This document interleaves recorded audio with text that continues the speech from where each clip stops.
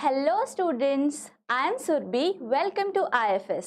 And आज कल हमने पढ़ा था वर्बल एनालॉजी के बारे में, जो वर्बल एप्टीट्यूड में बहुत ज़्यादा इम्पॉर्टेंट होता है। ओके और आज हम पढ़ेंगे उसके क्वेश्चन एंड आंसर्स कि कैसे क्वेश्चंस एग्जाम में पूछे जाते हैं और उनके आंसर्स आपको कैसे देने होते हैं। ओके तो आई होप आपने कल जो भी हमने पढ़ा उसका रिवीजन ज़रूर किया होगा। Okay so we will wait for 5 minutes more and then we will see our first question. Okay तो मैं पहले हम क्या करेंगे, हमने कल जो कुछ भी पढ़ा है पहले वो हम चेक करेंगे कि हमने क्या क्या पढ़ा था, एक और बार रिवाइज कर लेंगे इन अ वेरी क्विक टाइम और उसके बाद हम हमारे क्वेश्चंस की ओर बढ़ेंगे।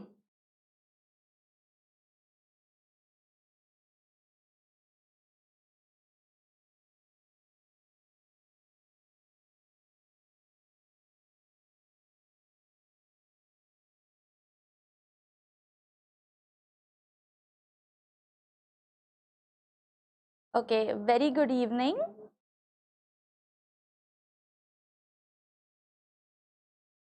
तो सबसे पहले चीज़ जो हमने वर्बल एनालॉजी ये टॉपिक में पढ़ी थी वो थी कि वर्बल एनालॉजी मतलब क्या होता है।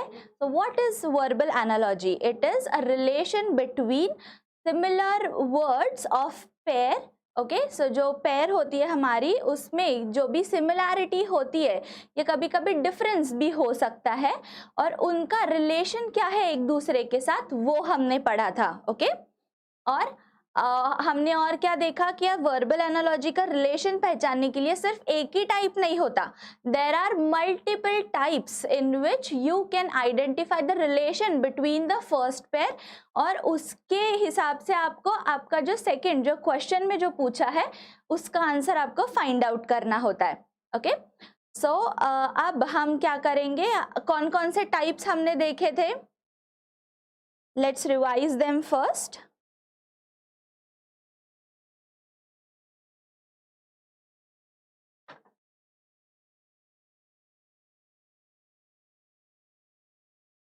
हमारा फर्स्ट जो टाइप था वो था थिंग्स दैट गो टुगेदर। इसमें हमने डिस्कस किया कि कौन कौन सी चीज़ें साथ में जाती है, जैसे बैट और बॉल है, जैसे सॉल्ट और पेपर है और बो एंड एरो है। तो ये सारी चीज़ें क्या होती है, साथ में जाती है। ओके सो इस तरह से हमने देखा। सेकेंड थिंग जो हमारी थी वो थी अपोजिट्स। तो अपोजिट्स में हमने क्या देखा, अपोजिट वर्ड्स जो होते हैं एक दूसरे के अपोजिट होते हैं, जैसे बिग और स्मॉल है तो ये दोनों अपोजिट हो गए, तो इन दोनों का भी एक दूसरे के साथ रिलेशन है। राइट कि क्या रिलेशन है कि अपोजिट है ये दोनों से, तो ये उनका एक दूसरे के साथ रिलेशन है, वो हमने पहचाना। That was the second. उसके बाद और अपोजिट्स को और क्या कहते हैं, एंटोनिम्स भी कहते हैं। और थर्ड हमने देखा सिनोनिम्स। सिनोनिम्स में हमने क्या देखा, सिनोनिम्स ऐसे वर्ड्स होते हैं जो सिमिलर होते हैं एक दूसरे का, इनका मीनिंग सिमिलर होता है। जैसे अगर बिग है तो बिग का सिनोनिम क्या होगा, बिग का सिनोनिम लार्ज होगा। ओके तो और कौन कौन से सिनोनिम्स होते हैं, जैसे अगर स्टॉप है, स्टॉप का सिनोनिम क्या होगा, हॉल्ट होगा। तो ऐसे हमने सिनोनिम्स देखे, ये भी एक दूसरे का रिलेशन बताते हैं वर्ड्स का। उसके बाद जो हमने देखा वो था objects and there classification. Okay तो वो क्या क्लासिफाई करते हैं वो भी हमने पढ़ा। जैसे मैंने आपको एक एग्जांपल दिया था ग्रीन। अब ग्रीन ये क्या, जब भी आप ग्रीन ये वर्ड कहीं भी पढ़ते हैं सुनते हैं तो आपको फर्स्ट क्या याद आता है, आपको याद आता है कलर है। ग्रीन क्या है, कलर है। राइट तो ऐसे ही जो सिग्निफाई करती है, जो ऑब्जेक्ट है वो क्या सिग्निफाई करता है, ये हमने पढ़ा था। ओके और एक और एग्जाम्पल मैंने आपको दिया था एंट्स। जैसे एंट्स है तो एंट्स क्या क्लासिफाई करती है, वो इंसेक्ट्स है। Right so that is there classification. उसके बाद नेक्स्ट टाइप की ओर हम बढ़ते हैं, वो था object and group. Okay so object and group में कैसा था, जैसे किटन है तो किटन के ग्रुप को क्या कहेंगे, लिटर कहेंगे, वो हमने देखा। नेक्स्ट हमने देखा ऑब्जेक्ट एंड रिलेटेड ऑब्जेक्ट। तो कोई भी ऑब्जेक्ट है, कोई भी आपका वर्ड है, तो उसके बाद यस वेरी गुड सिनोनिम्स हमने देखे, correct. Hint, clue, yes absolutely correct. हमने देखा हिंट और क्लू, ये एक और सिनोनिम है जो हमने कल पढ़ा था। उसके बाद हम नेक्स्ट जो हमने पढ़ा वो था object and characteristics of the object. तो कैरेक्टरिस्टिक्स क्या बताती है, जैसे हमने एक एग्जांपल देखा, grass is to green, okay. तब ग्रास इज टू ग्रीन जब हमने बोला तो हमें सबसे पहले माइंड में क्या आया कि ग्रास कैसी होती है, ग्रास हमेशा ग्रीन होती है। या हमने एक और ऑप्शन देखा था मार्शमेलो, मार्शमेलो कैसा होता है, सॉफ्ट होता है।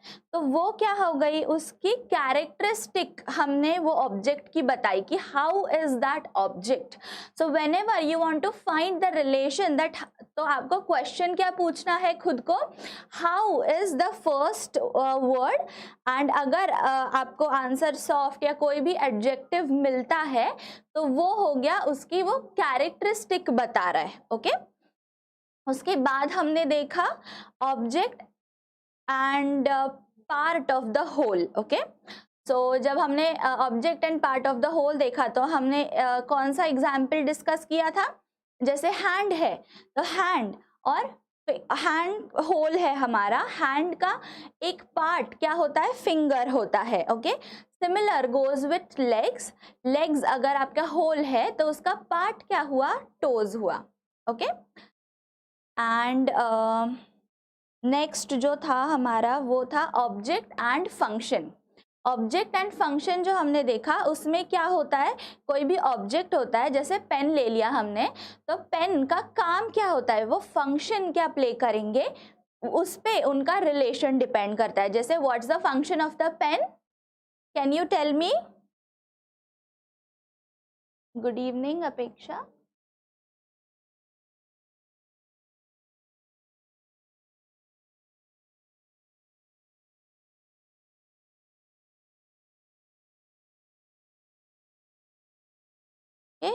फास्ट फास्ट टेल मी, इसका एक और मेरे को एग्जाम्पल चाहिए ऑब्जेक्ट एंड फंक्शन का।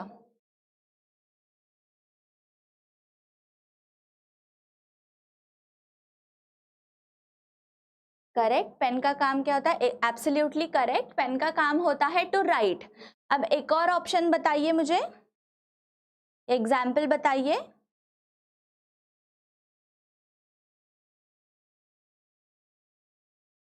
करेक्ट, राइट तो एब्सोल्युटली करेक्ट है।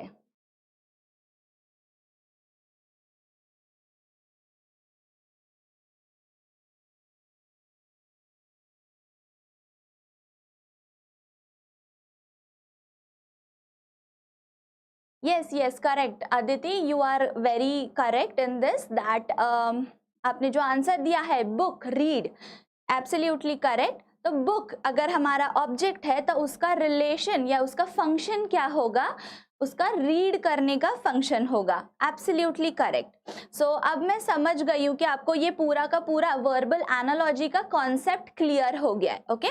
अब हम सिर्फ मैं आपको बताती हूँ और कौन से टाइप्स हमने कल डिस्कस किए थे।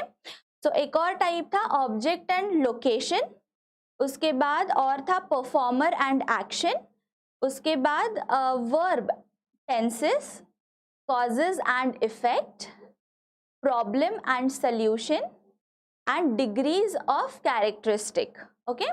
ये हमने देखे थे क्वेश्चन कल जो हमने देखे। अब आज हम क्या करने वाले हैं, आज हम क्वेश्चंस में से फाइंड आउट करेंगे कि इनके आंसर्स हमें कैसे फाइंड आउट करने, ओके। तो हम हमारा फर्स्ट क्वेश्चन देखते हैं अब।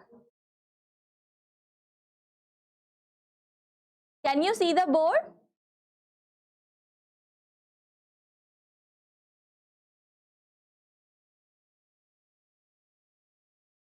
यस अपेक्षा, वेरी गुड। टीचर, काम, टीचर का काम क्या है, तो टीच करना।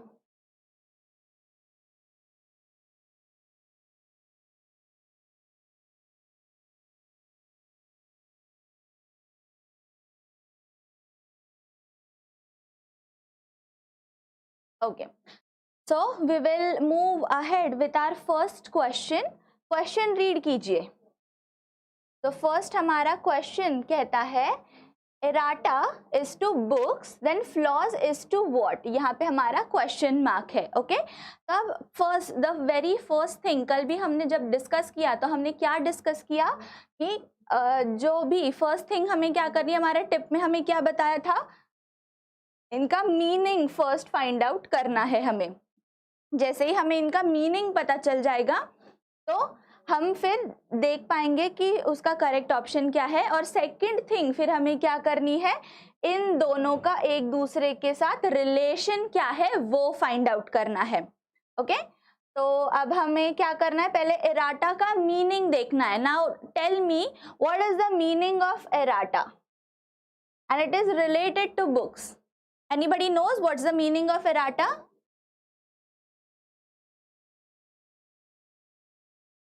अरे आपने तो आंसर्स ही पहले ही बता दिए. आंसर नहीं पहले बताना है. अब हम वन बाय वन देखेंगे. You are correct, your our option B is the correct option. लेकिन यही ऑप्शन कैसे आया ये हम अभी डिस्कस करेंगे. ओके, तो हमारा जो एराटा का मतलब होता है मिस्टेक्स. ओके,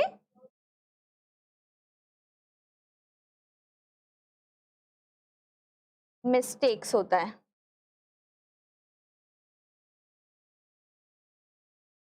अब बुक्स में जो बची हुई जो भी मिस्टेक्स होती है, बुक लिखने के बाद जो भी मिस्टेक्स रह जाती है बुक में, उसे एराटा कहते हैं. ओके, और जो फ्लॉज है हमारे, तो फ्लॉज मतलब भी मिस्टेक्स हो सकती है. ओके, मतलब भी मिस्टेक्स होती है. ओके, अब मिस्टेक्स मैन्युस्क्रिप्ट्स में भी होती है, मेटल्स में भी होती है, स्पीच में भी होती है और चार्टर में भी होती है. चार्टर जो ड्राफ्ट जो लिखा जाता है which is very formal kind of thing, तो उसको चार्टर बोलते हैं. तो ये सारी चीज़ों में अब मिस्टेक्स होती है. तो अब कंफ्यूजन है हमें कि अब इसमें से ऑप्शन कौन सा चूज करना है. तो मिस्टेक्स तो हो ही गया, एक और चीज से हम इनका रिलेशन फाइंड आउट कर सकते हैं, वो है इम्प्योरिटीज.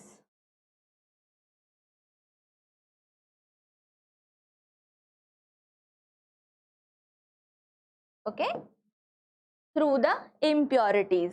तो ये अब इम्प्योरिटीज कौन कौन सी चीजों में होती है, सिर्फ मेटल में होती है. तो हमें हमारा आंसर क्या मिल गया, मेटल मिल गया. ये हमने कल भी डिस्कस किया था ये क्वेश्चन. ओके, सो मैंने बस प्रैक्टिस के लिए, ताकि हमने कैसे रिलेट किया एक दूसरे को, और जो न्यू स्टूडेंट्स है उनको भी थोड़ा सा आइडिया मिले कि हम कैसे रिलेट करते हैं, हमारा आंसर ये कैसे आया, वो देखने के लिए हमने अभी ये एग्जाम्पल देखा. अब हम हमारे नेक्स्ट एग्जाम्पल की तरफ बढ़ते हैं. ओके, तो हमारा नेक्स्ट एग्जाम्पल क्या कहता है, trial is to jury. And हमें पूरा का पूरा ये यहाँ पे अभी गेस करना है. ओके, तो जब हमें दिया गया है ट्रायल इज टू जूरी, ना what is trial and what is jury. Okay, so jury जो इसमें कोर्ट में जो कोई भी डिसीजन लेते हैं उन्हें जूरी कहते हैं. ओके, जस्टिस जो देते हैं वो जूरी मेंबर्स होते हैं या जज होते हैं, उनको भी जूरी कहते हैं. और ट्रायल मतलब होता है कि जो सॉल्व करते हैं, जो भी कुछ भी हुआ हो पहले उनको जो सॉल्व करते हैं वो होते, उसको कहते हैं ट्रायल. ओके, तो अब जूरी क्या करते हैं, जूरी का काम है ट्रायल करना. ओके, मतलब यहाँ पे ट्रायल मतलब हम जो नॉर्मल यूज करते हैं वो ट्रायल नहीं है, ये थोड़ा सा लीगल टर्म है ट्रायल. तो वो क्या, जूरी क्या करती है, ट्रायल मतलब जो भी कुछ हुआ हो उनको सॉल्व करती है. ओके, तो अब हमें हमारे 4 ऑप्शंस में से ढूंढना है कि ये काम और कौन से 2 पैर करते हैं. तो आर्बिटर जो है इसका काम होता है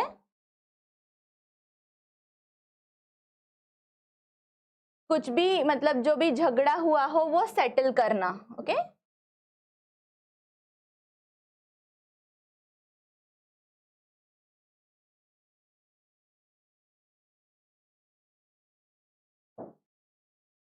टू सेटल डिस्प्यूट, मतलब आर्बिटर का काम क्या होता है, ये झगड़ा सुलझाना। ओके, उसके बाद पोल और कंटेस्टेंट, तो अब कंटेस्टेंट का काम तो पोल सुलझाना या ऐसा कुछ होता नहीं है। सेकंड देखते हैं, स्पेक्टेटर क्या होता है, स्पेक्टेटर मतलब ऑब्जर्वर होता है।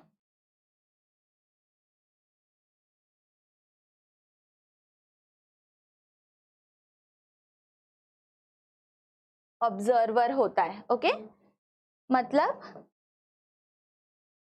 इनका काम क्या है, चीजें मतलब जो भी चैंपियनशिप हो रही है वो ऑब्जर्व करने का, ये चैंपियनशिप ऑब्जर्व या देखने आए हैं, ये कुछ सुलझाने नहीं आए हैं यहाँ पे।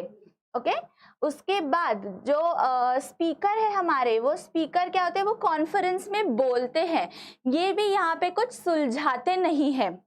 तो इनका मतलब अब सुलझाने का काम, जैसे जूरी का काम कुछ भी प्रॉब्लम ये सुलझाने का होता है, वैसे ही कौन करता है और दूसरा काम, तो ये जो हमारा फर्स्ट ऑप्शन जो हमारा है। ओके,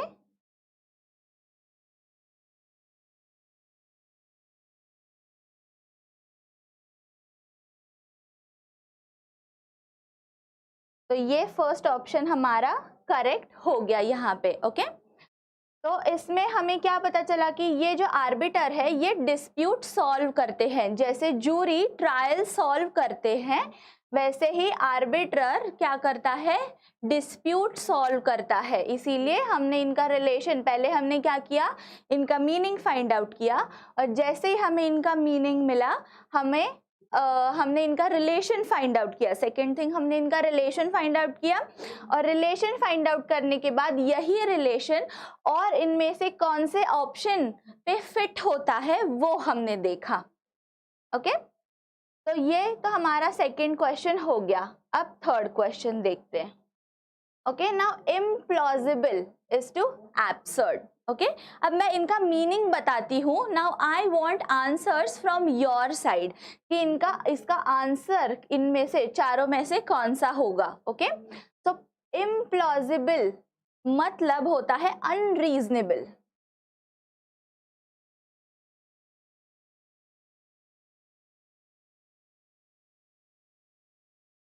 और एब्सर्ड का मतलब भी अनरीजनेबल ही होता है। अब इन दोनों में रिलेशन कैसा है, अब ये दोनों तो है सिनोनिम्स। ओके, तो जैसे हमने हमारे टाइप्स देखे, उसमें से हमने फाइंड आउट किया कि ये दोनों सिनोनिम्स है एक दूसरे के, बस इनमें एक डिफरेंस भी है। वो डिफरेंस क्या है कि इम्प्लॉजिबल जो वर्ड है वो पॉजिटिव सेंस में यूज होता है, और एब्सर्ड जो है वो है निगेटिव सेंस में हमेशा यूज होता है किसी भी सेंटेंस में। जैसे अगर कहीं पे बिग है और लार्ज भी है, ओके, ये दो वर्ड्स ये सिनोनिम्स है एक दूसरे के, बट हम हर सेंटेंस में बिग नहीं यूज कर सकते, कई सेंटेंस में हमें लार्ज भी यूज करना पड़ता है। ओके, सो उसी तरह से ये पॉजिटिव सेंस में, इम्प्लॉजिबल पॉजिटिव सेंस में यूज होता है, और एब्सर्ड जो है वो निगेटिव सेंस में यूज होता है। अब आप ये चारों ऑप्शंस देखिए और मुझे इसका करेक्ट आंसर बताइए कि कौन सा आंसर करेक्ट लगता है आपको। Okay, let's see who can answer first.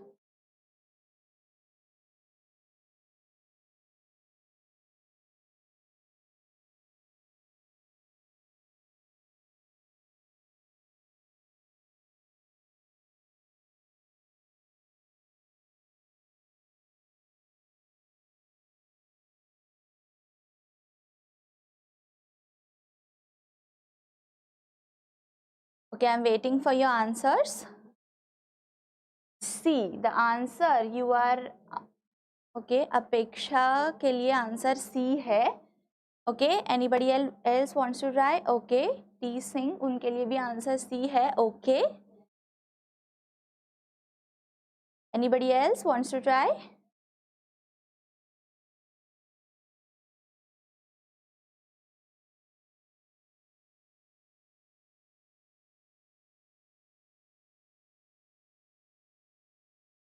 इब्तिसा, आपके लिए आंसर D है। Okay, good try.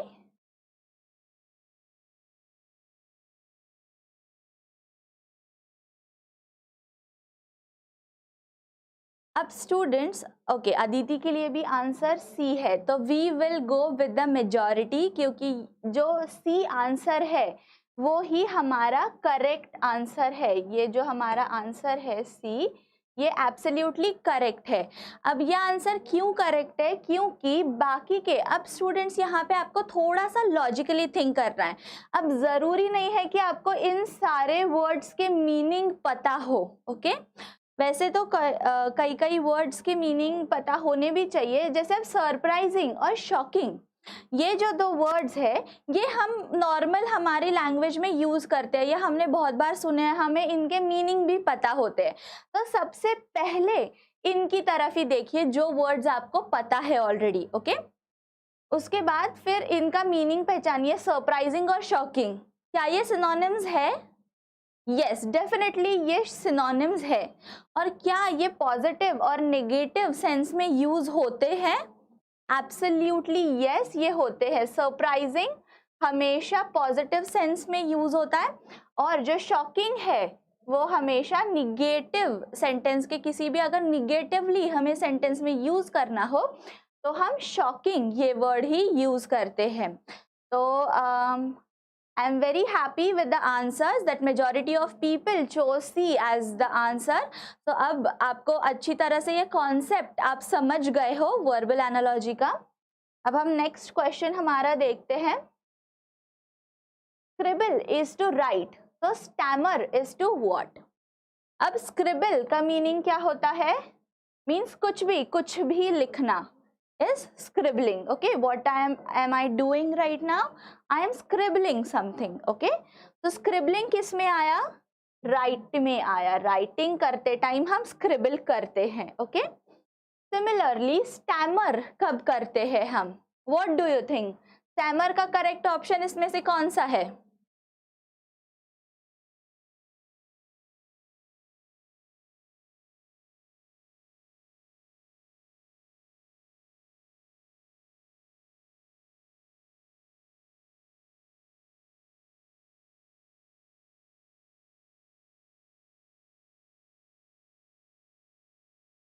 Yes, I am waiting for the answer.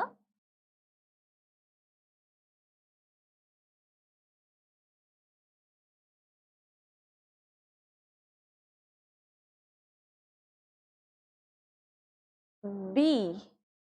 Okay, for Apeksha, the answer should be B. Play करते टाइम हम stammer करते हैं, is what she says. Do you all, everybody agree with her?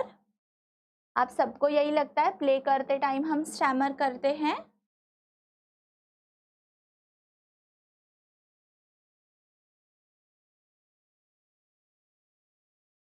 Okay, D. Somebody is saying Bidisha. Okay, for Bidisha it's D, and for someone else it is also B. Okay, so इस बार majority B के लिए है, D के लिए एक ही answer आया है। Okay, I'll tell you the answer. So हम इस बार हम मेजॉरिटी के साथ नहीं जाएंगे। I am very happy with your answer, Bidisha. Your answer D is absolutely correct. जब हम बात करते हो, when we are speaking, we stammer. Okay, मतलब not exactly कुछ भी बात करना, but ऐसे अड़खड़ा के जब हम बात करते हैं उसे स्टैमर कहते हैं। Okay, so your correct answer is to speak, that is the D option. Okay, तो आपको अच्छी तरीके से क्वेश्चन समझना है यहाँ पे, फिर ही आप आपका आंसर फाइंड आउट कर सकते हैं।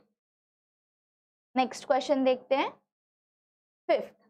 तो if shed is to hair, मतलब बाल झड़ना, शेड मीन्स झड़ना, अगर बाल झड़ते हैं तो उसका सिमिलर और क्या हो सकता है? कौन सा पेयर इसमें से सूट होगा?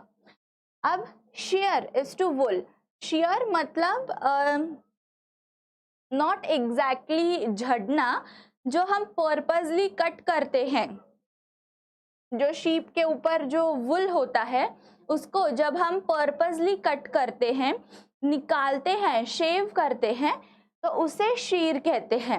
अब जो झड़ना होता है वो तो नेचुरल प्रोसेस है जो अपने आप होती है, ओके, वो पर्पसली नहीं की जाती, इसीलिए shear will not be an option.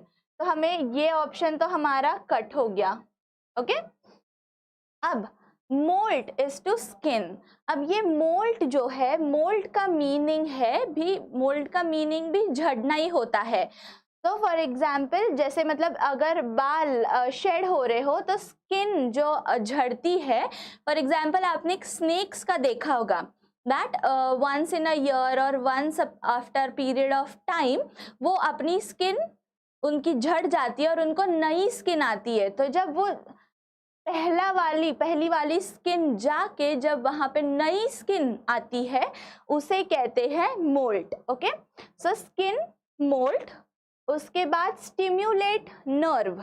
Nerve का स्टिम्युलेशन एक फंक्शन है, और फ्रैक्चर और बोन जो है, तो बोन क्या होते हैं, कभी फ्रैक्चर होते हैं, तो इनका झड़ने से या कोई कनेक्शन है ही नहीं। तो हमारा ये ऑप्शन और हमारा ये ऑप्शन तो कट हो गया।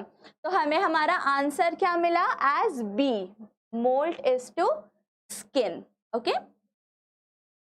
So are we all clear with the examples now? अब हम क्या करेंगे, हम अब जो प्रीवियस ईयर में जो क्वेश्चंस पूछे गए हैं अब तक, वो क्वेश्चंस अब हम एनालाइज करेंगे, ओके।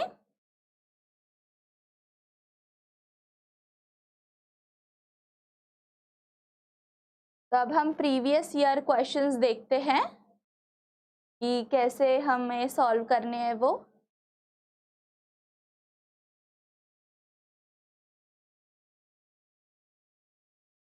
तो यहाँ पे मैंने आपको आंसर्स ऑलरेडी दिए हैं।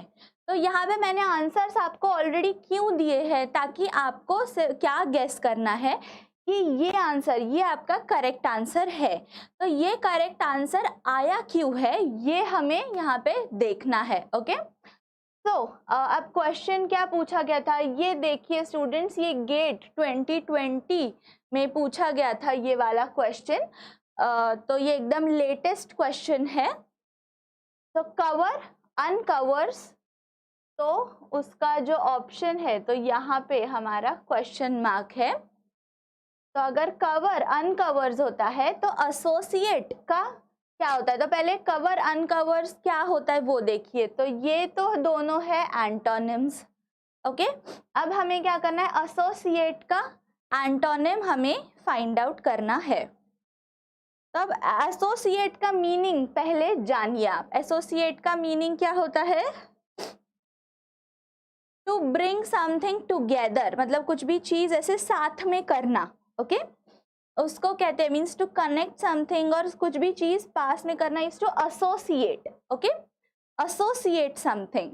और उसका अपोजिट क्या होगा, डिसोसिएट, मतलब हमें क्या करना है, सेपरेट। तो सेपरेट कौन सी चीज को कहते हैं, सेपरेट करना मतलब क्या होता है, डिसोसिएट, ओके। तो अनएसोसिएट ये नहीं होगा, इन एसोसिएट नहीं होगा, मिस एसोसिएट नहीं होगा। इसका अपोजिट क्या होता है, इसका एंटोनिम क्या होता है, तो डिसएसोसिएट होता है, ओके। तो ये हमने फर्स्ट क्वेश्चन हमारा देख लिया। अब हम सेकेंड क्वेश्चन देखते हैं। Select the pair that best expresses a relationship similar to that expressed in the pair, okay. अब स्टूडेंट्स आप क्वेश्चन पे भी ध्यान देना, ओके, क्योंकि यहाँ पे क्या हुआ है, आपको डायरेक्टली कि वर्बल एनालॉजी का क्वेश्चन है और आप इसे वर्बल एनालॉजी के क्वेश्चन को सॉल्व कीजिए, ऐसे डायरेक्टली यहाँ पे नहीं दिया है आपको। यहाँ पे क्या करना, क्वेश्चन थोड़ा सा ट्रिकी पूछा है यहाँ पे, तो आपको वर्बल एनालॉजी क्या होता है वो कॉन्सेप्ट अच्छे से याद रखनी है। उसमें क्या होता है, the relationship similar to that, okay. तो ये आपको याद रखना है कि relation similar to the first pair, जो फर्स्ट पेयर आपको दी गई है उससे सिमिलर कौन सा पेयर होता है वो आपको यहाँ पे फाइंड आउट करना है। तो अगर वाटर पाइप दिया है, तो इसमें से कौन सा ऑप्शन आएगा? तो ऑप्शन तो हमें मिल गया है सिटी एंड वायर, लेकिन यही ऑप्शन क्यों मिला है? क्योंकि कार्ट रोड। अब ये पहले पहचानिए, इनका रिलेशन क्या है? वाटर कहाँ से फ्लो होता है? कहाँ से फ्लो होता है? पाइप से फ्लो होता है। ओके, तो अगर वाटर पाइप से फ्लो होता है तो क्या रोड से कार्ट फ्लो होता है? नहीं होता। क्या वायर से इलेक्ट्रिसिटी फ्लो होती है? हाँ होती है। बीच से सी फ्लो होता है? नहीं होता। और इंस्ट्रूमेंट से म्यूजिक फ्लो होता है? नहीं होता। ओके, म्यूजिक बनता है, फ्लो नहीं होता। ओके, तो आपको अच्छी तरह से उनका रिलेशन फाइंड आउट करना है। कभी कभी लग सकता है कि म्यूजिक और इंस्ट्रूमेंट भी आंसर क्यों रॉन्ग क्यों है, लेकिन ये इसीलिए रॉन्ग है क्योंकि हमने इनको एनालाइज ठीक से करना पड़ेगा पहले कि ये क्या फ्लो हो रहा है, तो उसके अंदर से चीज जा रही है। जैसे वायर में से इलेक्ट्रिसिटी फ्लो हो रही है, इसीलिए तो इंस्ट्रूमेंट में से म्यूजिक फ्लो नहीं होता कभी भी, इसीलिए ये हमारा आंसर रॉन्ग है। हमारा करेक्ट आंसर क्या है? इलेक्ट्रिसिटी वायर, क्योंकि वायर में से इलेक्ट्रिसिटी फ्लो होती है। ओके, ये हमने सेकंड क्वेश्चन देख लिया।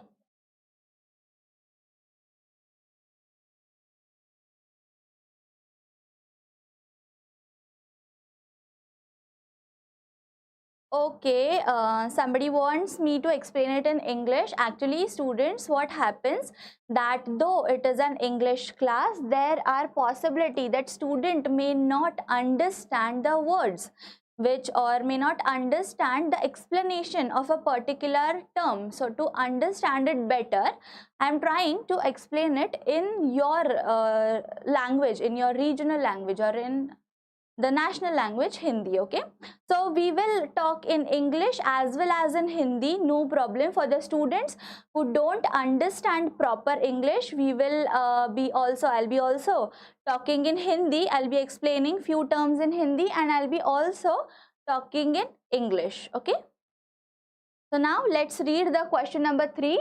The question below consists of a pair of related words followed by 4 pairs of words. Select the pair that best expresses the relation in the original pair. Okay, तो अब हमारा first pair पहले देखिए, unemployed और worker. तो देखिए यहाँ पे सोल्यूशन मैंने आपको ऑलरेडी दिया हुआ है, तो इसका आंसर जो है वो है फॉलो और फेलो और लैंड। ओके, तो ये ही आंसर क्यों आया है अब हम वो डिस्कस करेंगे। तो अब अनएम्प्लॉयड और वर्कर क्या होता है?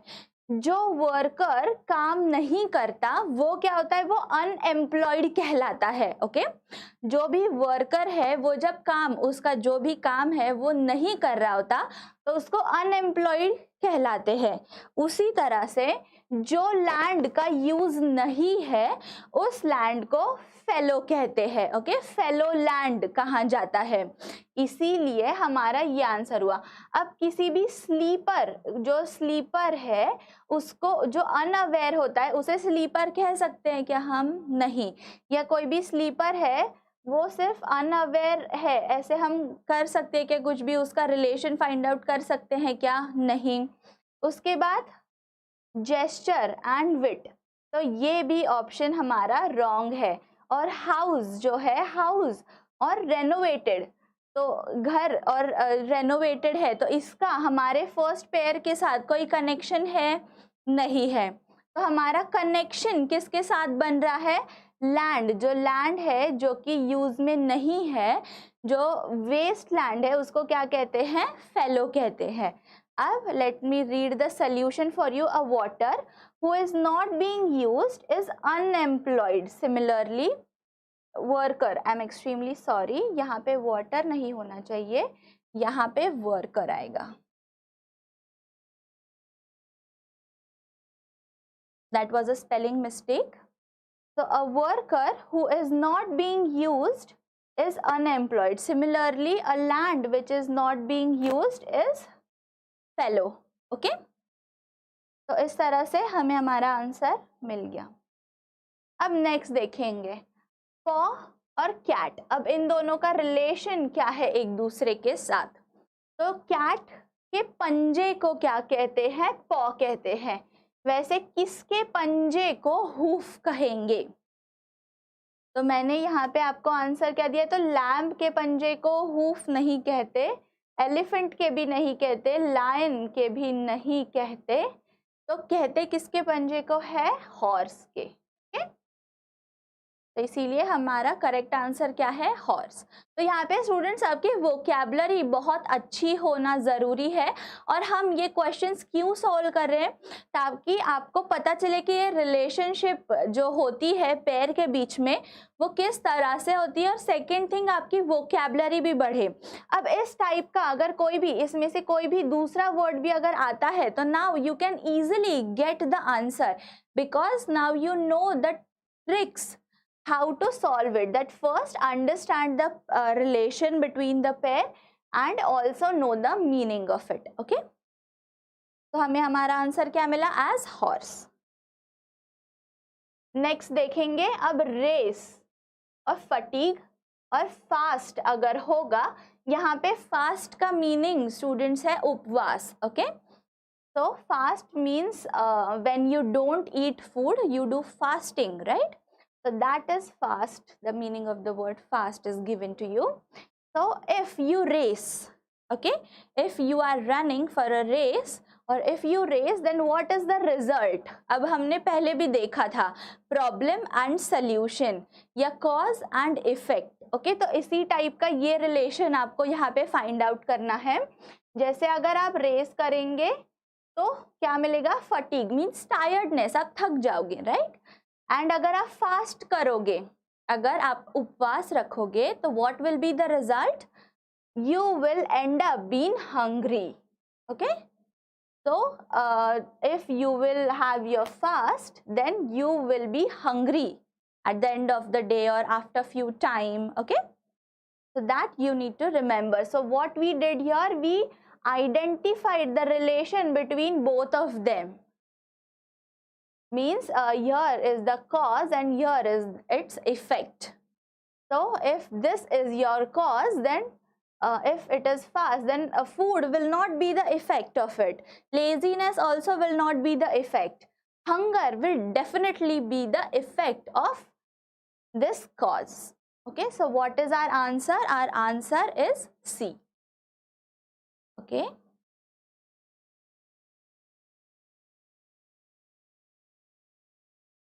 So we will move ahead with our next question. So cloth and mill. So अगर मिल में अगर क्लॉथ बनता है तो न्यूज़पेपर कहाँ बनता है? This is our question. So you should be able to analyze the question properly. तो अगर मिल में क्लॉथ बनता है, so if this is the relation between both of them, so now we have to find कि newspaper कहाँ बनता है। तो न्यूज़पेपर एडिटर में नहीं बनता, ऑब्वियसली रीडर नहीं बनाता न्यूज़पेपर। पेपर ये तो कोई सेंस ही नहीं है ये वर्ड को। तो राइट आंसर क्या है? प्रेस। तो पेपर कहाँ बनता है? प्रेस में। तो ये हमारे ऑप्शन सारे रॉन्ग है। हमारा करेक्ट आंसर क्या है? पेपर कहाँ बनता है? प्रेस में। तो हमारा इसके साथ देखिए स्टूडेंट्स, अब आपको क्या करना है, आपको सिर्फ इसका और इसका सिर्फ आंसर फाइंड आउट नहीं करना है। आपको आंसर जो भी आप चूज करते हो उसको आपको फर्स्ट पेयर के साथ भी मिला के देखना है कि क्या ये सही फिट है। ओके, तो आप यहाँ पे देखिए, प्रेस में अगर न्यूज़पेपर बनता है तो मिल में क्या होता है? क्लॉथ बनता है। तो यस, ये तो करेक्ट फिट है, ये करेक्ट रिलेशन बता रहा है यहाँ पे। ओके, तो इस तरह से हमें हमारे क्वेश्चन का आंसर मिल गया। नेक्स्ट, अब स्टूडेंट्स ये बहुत प्रीवियस ईयर के क्वेश्चंस है, इसीलिए इनमें प्रॉपर ऐसा अलग कुछ क्वेश्चन नहीं दिया गया है। Okay, they have just given the first pair and you have to analyze the second one and you have to find the answer for the second one. But nowadays what they are what the examiners are doing, they are giving you tricky questions because they know that this topic is very easy. So to confuse you, they are giving tricky questions. Okay और फिर ये जज करना चाहते हैं कि आपको ये क्वेश्चन अच्छे से समझ में आया है या नहीं, ताकि फिर आप उसका आंसर कितने अच्छे से फाइंड आउट कर सके. ओके तो अब हम हमारे 7th क्वेश्चन देखते हैं. तो अगर हमारा क्वेश्चन है college and if college is to student, okay तो अब कॉलेज, तो इसका अब मुझे बताइए, अब फास्ट मुझे बताइए कि कॉलेज और स्टूडेंट ये क्या रिलेशन प्ले करता है. Fast put your answers in the comment section. I want to check that what relation is this. You already know the answer now that hospital is to patient, but now अब आपको exam में तो answer given नहीं होगा, okay but now you have, so you need to analyze the relation between these two or identify the relation between these two. So tell me fast that what is the relation between college and student.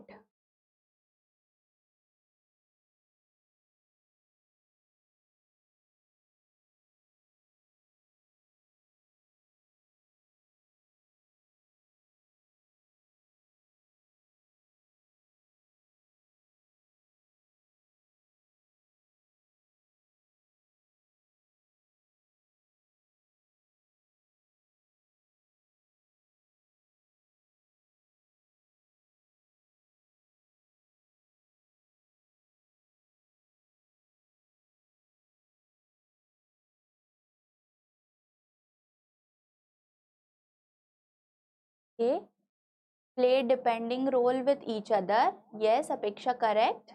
Student are those people that visits college. Okay, correct.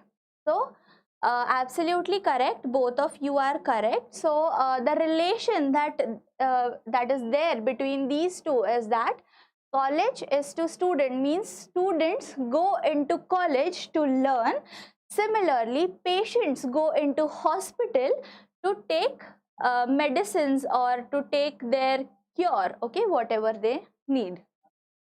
So that is why our answer is patient. So treatment, अगर आप ये option select करते treatment, तो कौन लेता है treatment? Okay जैसे student लेते हैं, पढ़ाई सीखते हैं कॉलेज में जाके, वैसे क्या ये ट्रीटमेंट कौन लेता है? तो पेशेंट्स लेते हैं. इसीलिए हमारा आंसर क्या होना चाहिए?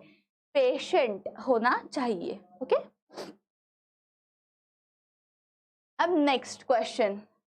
So now, who are these ornithologists? I'm sorry. Who are the ornithologists? Because they are related to bird. So now you should understand ki, or who are these ornithologists?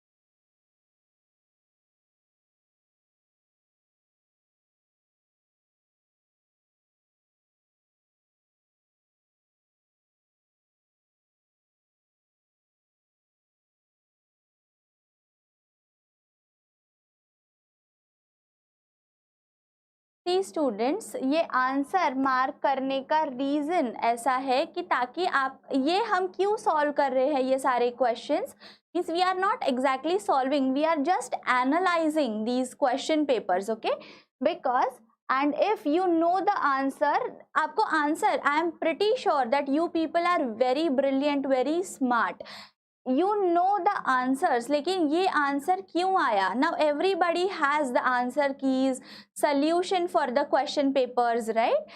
But यही answer क्यों आया है वो हम जानने की कोशिश कर रहे हैं यहाँ पे. okay, that is why I have already marked the answers here. So tell me, who are the ornithologists?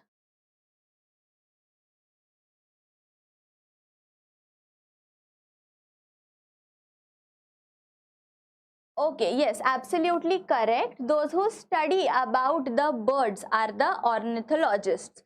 So now, if those who study birds are ornithologists, then what is the work of archaeologist?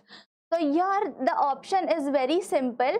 Instead of archaeology, they might also give you history. Okay, it is possibility that instead of archaeology. अब यहाँ पे तो एकदम clear cut answer, मतलब clear cut word इन्होंने mention किया archaeology, तो it is very easy. But students, let me tell you one thing, आप कंफ्यूज हो जाओगे कि अरे इतना इजी आंसर कैसे हो सकता है.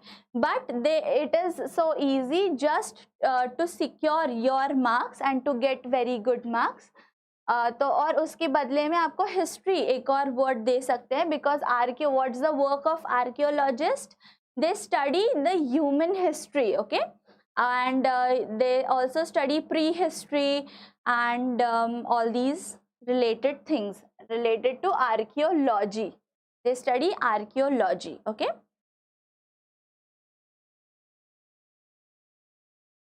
so this was the 8th question. Now we will move ahead. Now 9th question, melt is to liquid. तो ये क्या हो गया, इसका रिजल्ट हो गया. अगर मेल्ट होती है कोई भी चीज तो उसका रिजल्ट क्या होता है, लिक्विड में फॉर्म होता है. तो वैसे ही अगर कोई चीज फ्रीज हो रही हो तो उसका आंसर, मतलब उसका क्या होगा, उसका सॉलिड में वो कन्वर्ट हो जाएगी. Okay, so if something is melting then it will turn into liquid, and if something is freezing then it will become solid. For example, if water and water is being freezed, then it will become solid into ice. Okay, but ice is not a correct option here, because it should also relate with this our first pair. Okay, so it will become solid, so our answer will be solid.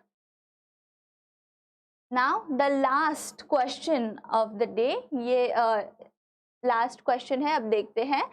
Peacock is to India. तो peacock क्या है, India का national bird है. तो वैसे ही बेर कहाँ का, अब बेर क्या है, बर्ड तो नहीं है. You should always know that ये क्या है, एनिमल है.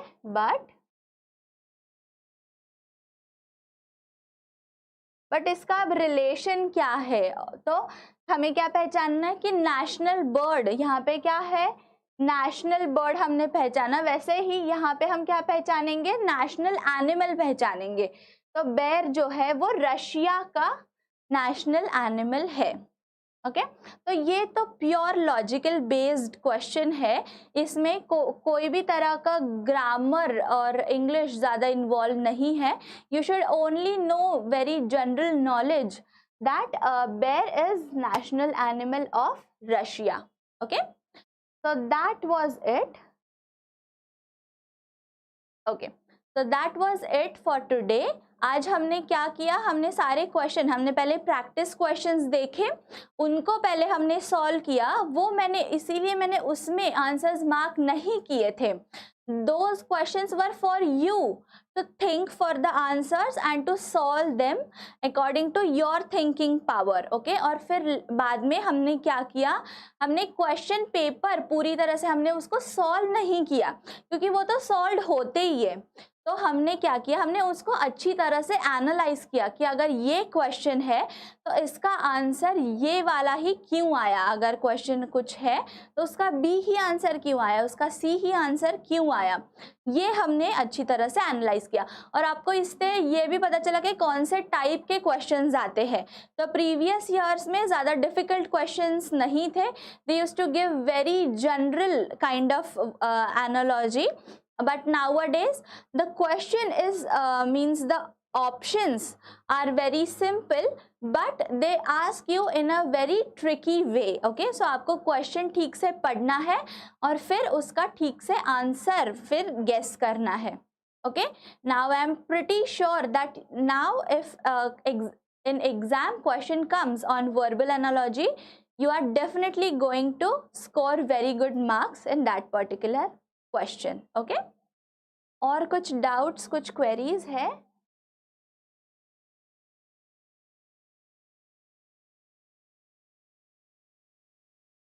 Yes, Aditi, absolutely correct, because it's state.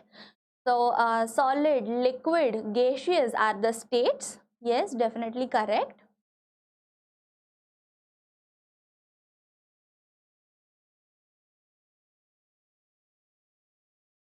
Even I thank you all students for being very patient with me and constantly replying on the questions that I've been asking.